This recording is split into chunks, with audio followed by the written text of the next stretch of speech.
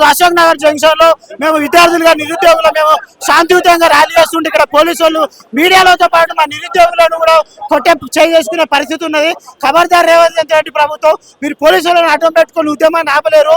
ఖచ్చితంగా మీరు గత ప్రభుత్వాన్ని పట్టిన గతే మీకు ఈ ప్రభుత్వాన్ని పడుతుంది.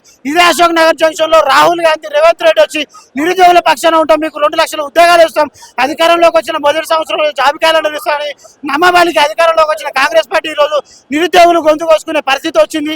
ఈ పరిస్థితి కారణం శ్రీధర్ బాబు మొన్న మండలిలో మాట్లాడిన విధానానికి వ్యతిరేకిస్తూ మేము ఈరోజు ఇక్కడ శాంతియుతంగా ధర్నా చేస్తుంటే వీడ మిత్రులను కొడుతున్నారు, విద్యార్థుల పైన చేసుకుంటున్నారు. ఇది చాలా దుర్మార్గం. ఖచ్చితంగా మేము శ్రీధర్ బాబు ఎవరైతే ఉన్నారో వాళ్ళు నిరుద్యోగులకు క్షమాపణ చెప్తూ ముక్కు నెలకు రాయాల్సిందిగా మేము శ్రీధర్ బాబుని డిమాండ్ చేస్తున్నాం. వెంటనే నిరుద్యోగులకు నోటిఫికేషన్లు ఇవ్వాలి, నిరుద్యోగ భృతి ఇవ్వాలి, జాబ్ క్యాలెండర్ రిలీజ్ చేసి వెంటనే నోటిఫికేషన్ ఇవ్వాలి. ఇప్పుడు నోటిఫికేషన్లు అయితే మా దగ్గర బడ్జెట్ లేదు.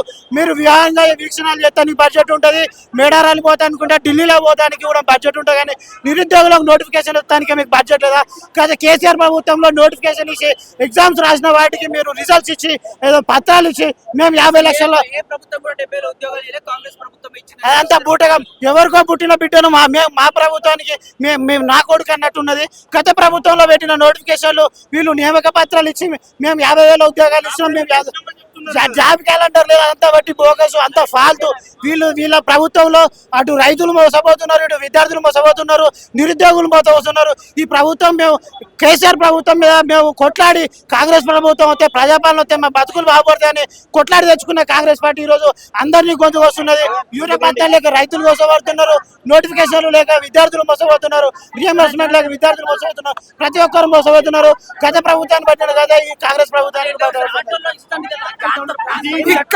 ఇక్కడికి వచ్చినటువంటి శ్రీధర్ బాబు ఇడికే వచ్చిండు.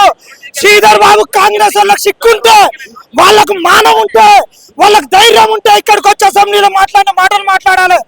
అసెంబ్లీలో కాదు మాట్లాడేది, ఇక్కడ మాట్లాడాలి. రేవంత్ రెడ్డి మొగోడు అంటాడు కదా అందరినీ. నీకు మొగతనమే ఉంటే, నీ కాంగ్రెస్ వాళ్ళకి మొగతనం ఉంటే మీరు ఇక్కడికి వచ్చి అశోక్ నగర్కి వచ్చి సమాధానం చెప్పి అసెంబ్లీలో మాట్లాడేది ఏంది? అసెంబ్లీలో మొగతనం అలంచుతావు కదా రేవంత్ రెడ్డి. నీకు మొగతనం ఉంటే మీరు రారి.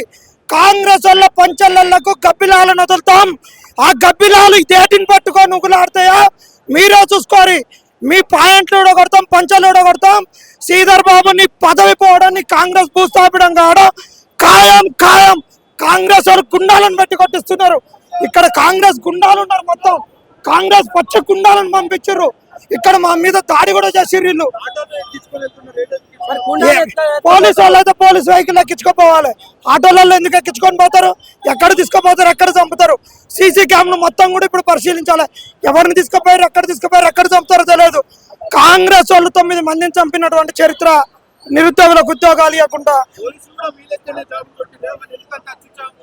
మరి రేవంత్ రెడ్డి ప్రమోషన్ ఇస్తానంట. ఓడియన్లో కూడా రేవంత్ రెడ్డికి ఒక ఫ్లోర్ ఇచ్చిర్రంట. రేవంత్ రెడ్డి రేపు ఇక్కడికి రండి, సంగతి చూపిస్తాం. ఇదే ప్రవళిక చనిపోయినప్పుడు నువ్వు రాలే ప్రతిపక్ష నాయకునిగా, ఇక్కడ ఒక అబ్బాయి చనిపోయినప్పుడు రాలే. రేపు ఎందుకు వస్తున్నావు రేవంత్ రెడ్డి? ఒక ఫ్లోర్ ఇచ్చిండు రేవంత్ రెడ్డి. మొత్తం రియల్ ఎస్టేట్ మాఫియా, 10 వాళ్ళ అన్నదమ్ములు అందరు కలిసి రియల్ ఎస్టేట్ మాఫియా. వీళ్ళకి ఒకటే చెప్తున్నాం, అశోక్ నగర్లో రేపు కాంగ్రెస్ పార్టీకి పాడగడుతున్నా, పాడమోస్తున్నా. ఇది దింపుడు కల్లా ఎన్నికలలో వాళ్ళకు సమాధి పెట్టడం ఖాయం.